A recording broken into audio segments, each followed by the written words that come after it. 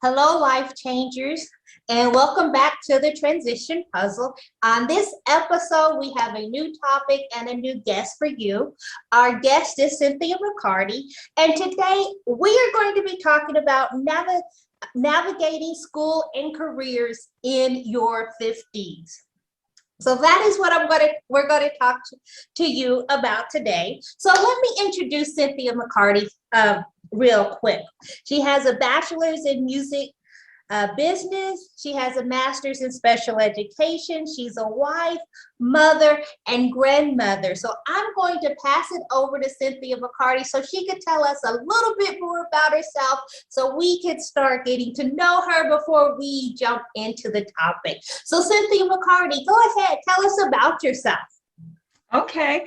Like you say, I'm a mother, I'm a wife, I'm a grandmother, a grandmother of 3. I have 2 kids. They're grown and on their own. My son is married. He's the one with the 3 grands. My daughter is a professional singer, and she lives in Georgia.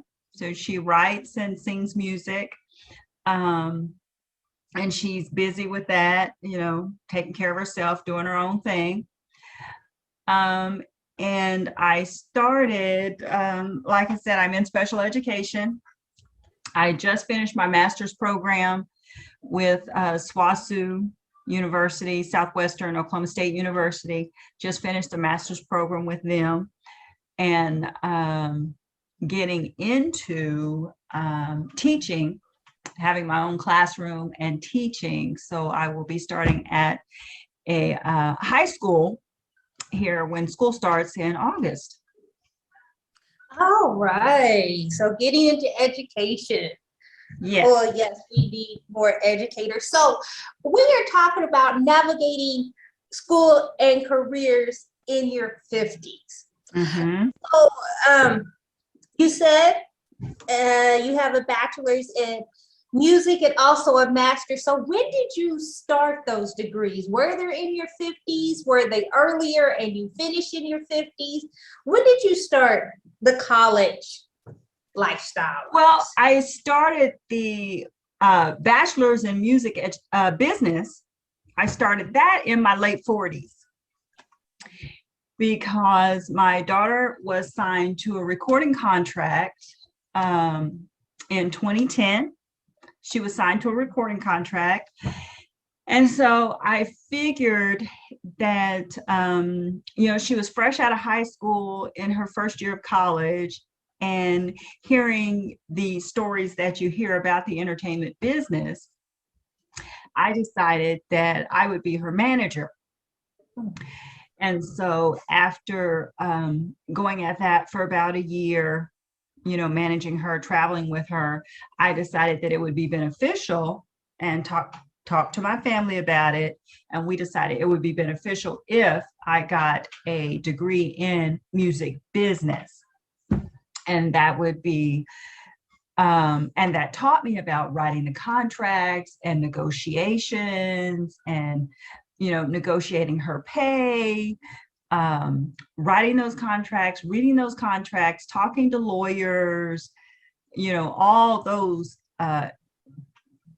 intricate things that go into managing a recording artist. So I figured that would be beneficial to learn all those ins and outs. And that's when I went for the bachelor's in music business. And again, that was my late 40s. Mm-hmm. And then we were in Georgia at the time, and we moved back to Oklahoma in 2016 to be closer to the family and the family farm and to help out there. Okay. And then I got to thinking, okay, I'm getting tired of moving. My husband and I were getting tired of moving around. We kind of want to find our forever place. Mm-hmm. And with that, wanted to find a forever job. Okay. That, wouldn't be a lot of traveling, because of the farm and everything. We wanted to be close. So I just started substitute teaching and got into that. I I got into special ed when I was in Georgia because I met and now are good friends with a lady who had a special needs son. Okay. And so got to be really close friends with them. We became so close that I would go on field trips with his school. And, I would ride him around. We, go to the park. I'd take him home from the shop because she owned a hair shop. And so I'd take him home from the shop after school, things like that, so we just we meshed. And the way I met them is when we first moved to Georgia, my husband and I were just out walking around, seeing the sights, trying to see, what's there, what we can get into. And we walked into this clothing shop. Okay. And as soon as I walked into the door, this young boy walks up to me and just starts talking. And so I'm just going to talk to him. He's talking, so I'm just talking to him. And then this lady comes up and says, "Oh, I'm so sorry if he's bothering you." No, we're having a conversation. He's not bothering me. And his name was Jazz, and the lady was the owner of the shop. Okay. So that's how I met them. Her name is Nakia, and that's how I met them, and Jazz, and met his dad, Bill, and his sister, and just got in with the family. And just got so involved with them. My church group at church, we adopted the school as he went to a special needs school. And the whole school is special needs, all the students. Probably the majority of the teachers are special needs. So they're either in a wheelchair or walk on crutches or a cane or use a walker or, something, or have epilepsy or something. So the majority of the school is special needs, including the teachers. And so I got my Sunday school class to adopt the school. So we would go over and help them in their flower garden.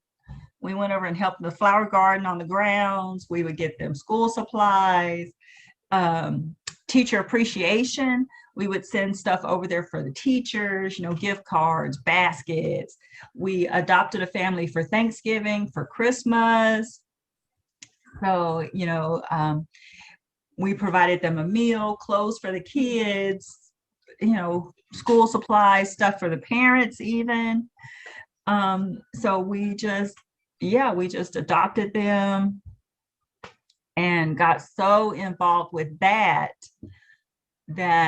just became my passion, is advocating for special needs children, special needs students. So that's how I came about to, get into the special needs field. When I moved to Oklahoma, I started substitute teaching. And it just so happened, one of the positions I substituted for, the teacher in that position, she just called in and said she's not coming back. So I substituted there for about a week. They asked me to apply for the job. I applied for the job, got the position, and have been working with special needs ever since. Okay. All right. So we're talking about navigating school and careers in your 50s.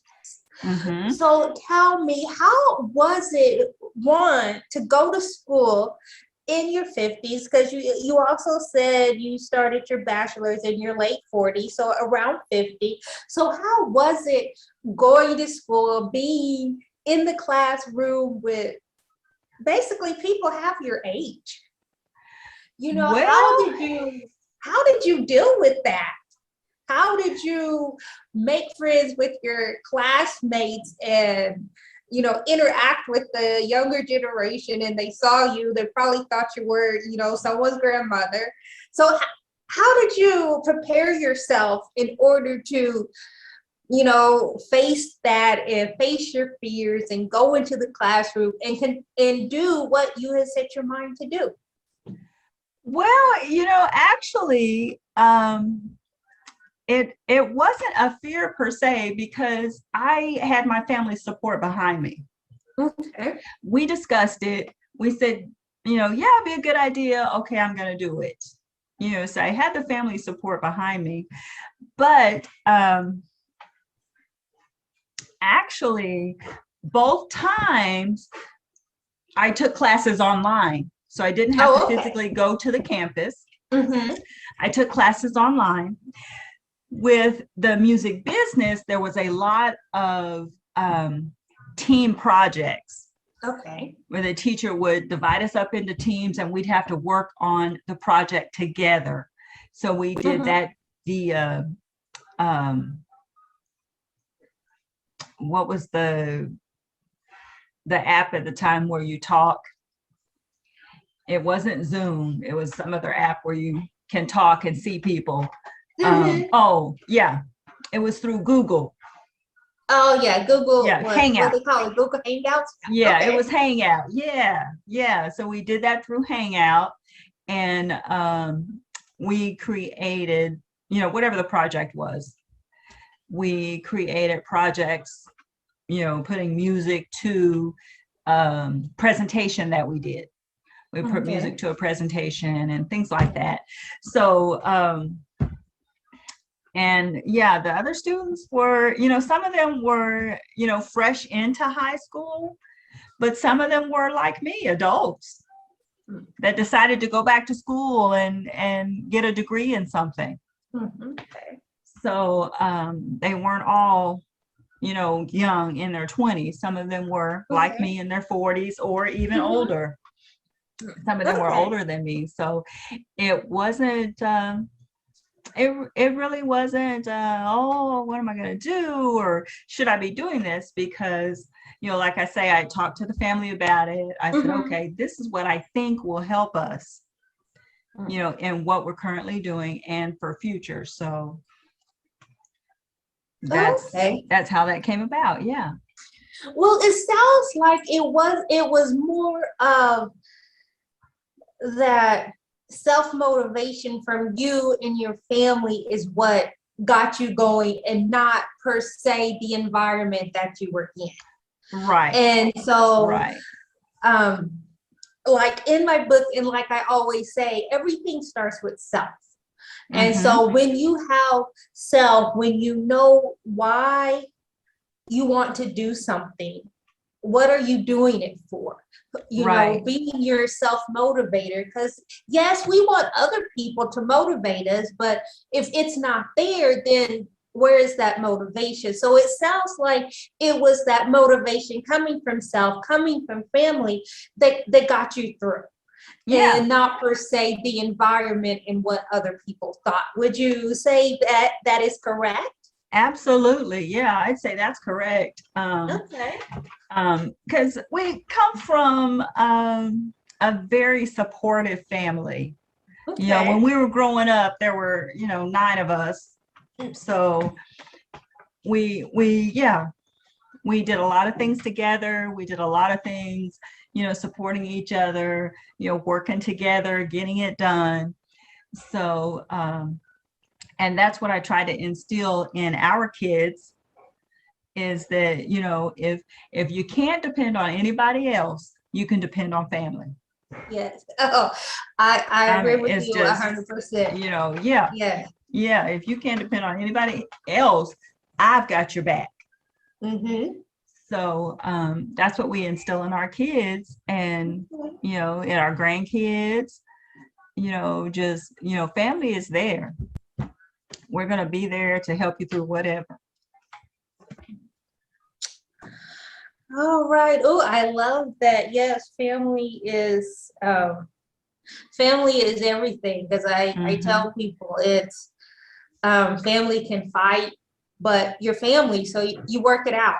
And that's what you do, because when all is said and done, your family is there. That is that is who you are. That is part of your identity. So I love Yeah, when I hear exactly.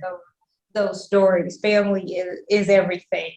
So Hmm. let's talk about careers, because you talked about managing your daughter, you talked about going into education. Did you do something before you were managing your daughter? Did you have a career before that? Yes. Yes, I was actually in banking. Oh, okay. I worked for, yeah, I worked for Bank of America for about 10 years. Mm-hmm. And before that, I was in plumbing. I worked for a plumbing company Okay. for 7 years. Okay. So yeah, so that was career prior to um, her getting her contract signed. That was career was in banking. Okay. So tell us about all these transitions, because not it's like they are so, you started in plumbing, you went to banking, you managed your daughter in music. Now you're a special ed teacher. So tell us, how did you maneuver? How did you navigate from one to the other? Because they seem like they're not connected. So how did you just move throughout your career in these different careers? Can you share a little bit about that? Yeah, it just takes it just takes a lot of prayer, asking God for guidance. Um, yeah, I often wonder, I look at people and they've been in the same job for 20 plus years, and I admire that. I admire that you can stay in a job that long and be happy and content. And yeah, but that just wasn't in the cards for me to stay in a job that long. Um, when I was at Bank of America, I knew people who retired from that job, and they had been there 30 plus years in the same job, well, the same company, because you Mm-hmm. move around, they move around in the Okay. bank with the same company 30 plus years. And yeah, I'm like, well, I admire you for that, because I tried to stay in the same job, but life happens. Yes. So you just got to roll with the punches. Um, and Bank of America, I was at Bank of America when Dondria, my daughter, got signed to a recording contract. And it's just so funny how it came about. I went in to ask my manager for a leave of absence Mm-hmm. because I just wasn't comfortable. She's going to sign this contract. That meant traveling. So I just Mm-hmm. wasn't comfortable with her traveling by herself, with a bunch of strangers. So I just Mm-hmm. wasn't comfortable with that. And I decided, okay, if they want to sign her, then they're going to sign me too, because I'm going to go with her. And that's just how it's going to happen. And so I went into Bank of America to ask my manager for time off. Mm-hmm. And she said, well, we really can't give you time off right now because, it's so busy, da da da da da da. And I said, okay, that wasn't going to stop anything. Oh, okay. So I was going to go home and talk to my husband and say, okay, well, she said they can't give me time off. So we're going to have to rearrange some things so I can be off from work to go with her. So, the next thing was going to tell them, okay, well, I'm going to the house anyway, you know. So that same day, they call me in, or was it the next day? Well, anyway, not far from the time I asked to be off, they call me in the office and say they have to lay me off. Mm-hmm. And I'm like, oh, well, didn't that just work out? Because now I don't have to leave without compensation. Now you're going to lay me off and you're going to give me a severance package. So I'm like, well, that just worked out fine, didn't it? Okay. So so they laid me off, gave me a severance package. So we had a little, cushion Mm-hmm. to lead with. We had a little cushion to lead with until we could get her established and moving with her singing career. So Okay. I thought it all worked out fine. But yeah, so we did that, traveled with her for a year, ended up moving to Georgia Mm-hmm. so we could be closer and more hands-on, because we tried the hiring a handler for Mm-hmm. her, so someone to step in in our absence to travel with her and make sure she had what she needed, and all of that, and that didn't work out so well. So that's why Okay. we talked about it. We decided to move to Georgia, Mm-hmm. and at the time our son was finishing up high school, so we waited till he graduated and got him situated, because he was going to stay there and go to a trade school. Okay. So he graduated from high school, we got him situated, then we moved to Georgia to work with my daughter and get her on the track, and we ended up staying in Georgia for 6 years. Okay. And in the time we were in Georgia, our daughter moved to California.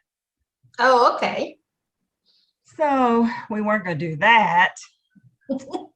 So, moving is moving, but yeah. So we decided we would not move to California, but we would be there if she needed us for, whatever, because we could, work with her from a distance. And so while she was in California, I got a job in Georgia. Okay. And that was a construction job. Okay. So here we are, another avenue. So I got a construction job, and I started out working at the front desk, and then I got into safety in that construction job, got into safety. So ended up doing all the safety training new hires, making sure that all the guys had their certification, because in construction you have to have a whole lot of certification to work in construction, to run the equipment, to the big backhoe, all the big equipment, you had to be certified to run that. So I made sure everybody got certified and kept it up to date. Okay. So they would get certified, and then every 3 years they'd have to renew. Okay. So, and then, and not everybody's not renewing at the same time. So I had to keep track of everybody's schedule and keep track of who's supposed to renew in June, who renews in July, who renews in March, who renews, Okay. So keeping track. So all year long, I'm setting up training for them to renew their certification, and for any new hires to get certified. And then I even got certified myself to be an instructor. Okay. So I could do some of the training on site. Instead of sending them across town, they could just come to our main office and get the training and be certified that way in some of the things. So yeah, so doing that. And then we moved back to Oklahoma in 2018. Okay. Yeah.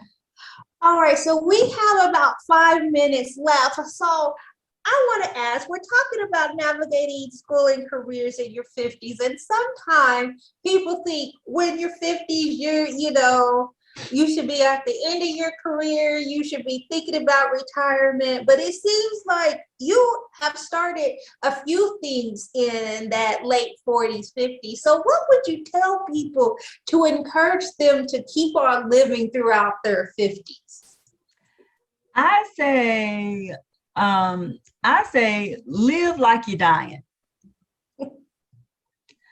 So if you were to die tomorrow, what would you want to do today? What would you want to do at this very moment? Then do it. Just do it. Just live like there's no tomorrow. Mhm. You know, never sell yourself short to think that you cannot do something, because you can do, mom and dad told us all the time, you can do whatever you put your mind to do. So if you have a thought and say, hey, I want to do this, you can do it, because there's nobody stopping you but you. Mm. Oh, I love And that. the old saying, where there's a will, there's a way. Yep. Yeah. If you got Oh, the I will, love. then you'll figure out a way to do it. Yep. Yep. Oh, I love that. I love that advice. And going back to that self motivator, it, and like I tell everyone, it starts with self. Yeah. Yeah. A lot of the problems that we have to look at self first before we look at anyone else. How do I fit into this problem? How do I fit into the solution? And we have to be honest, because I tell everyone, if everyone's watching, I live abroad in China. So one thing I learned about being an expat, you have to like who you are. Yeah. You know, the good, the bad, and the ugly. You have to like it, and you have to accept who you are and the journey that you are on. And you have to accept that nobody else will understand, and that's okay. Right. Because it is your journey, and you know why you're on it, and you know what you are trying to achieve. Yeah. But within that, you have to like yourself, and you have to understand that some days you don't have it all together. Some days you may be the bad person, and you have to deal with that. So how are we going to deal with that? And quit trying to pin it off on someone else. It starts with self. I teach my business students that. You know, I write about that even in my business. It starts with self. And then where do we go from there? So solving these problems that we have in the world, it starts with self. And so when I hear other people saying the same thing, I get excited, because it's like we're building this community, we're building this way of thinking to pass it on. Right. So I thank you for joining us on the transition puzzle. I have enjoyed talking to you, learning about how you navigated school and career, being in your late 40s and 50s, because sometimes all we concentrate is on the younger generation, which is fine, but you know, we still have active people in those 40s, 50s, and even 60s and 70s. Because I know my mom is in her 80s, and she goes sometimes more than I do. So it's like, how do we still support those people? How do we still encourage that older generation to keep on living, to keep on trying new things? So I love that you came on and talked about that. So before we go, is there how do people find you on social media if they want to follow you and connect with you? Okay, on Facebook, you can find me at C. McCarty. You can go anywhere and look for Cynthia McCarty, and you'll find me. On some, I'm Mac Boss. On some, I'm C. McCarty. But if you search my name, you'll find me anywhere. Oh, okay. Facebook, Twitter, Instagram. I'm on all those things. And I'll just tell you, I post positivity. Nothing I post is negative. Everything I post is positive. I'm posting scripture, I'm posting inspiration, I'm posting feel good pictures, just everything is positive because I want to motivate. Mm-hmm. I want to motivate others to get up and go, get up and do, get up and be. Don't let anybody tell you you cannot do something.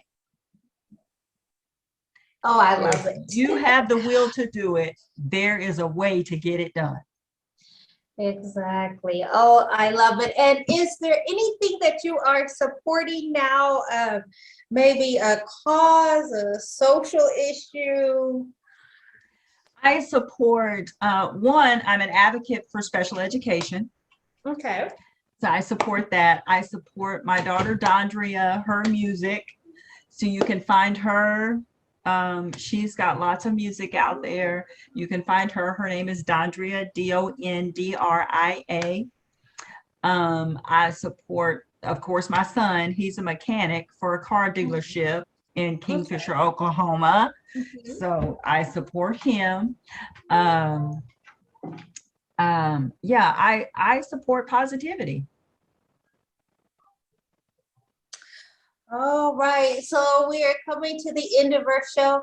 Again, thank you, Cynthia McCarty, for joining us today on the Transition Puzzle as we talk about navigating school and careers in your 50s. So that is the end of this episode. Thank you again, Life You're Changers, for welcome. turning in to the Transition Puzzle and learning about navigating transition, creating and finding our authentic self. So until next time, just know I am my greatest me, becoming, being, sustaining. Sajent. Bye.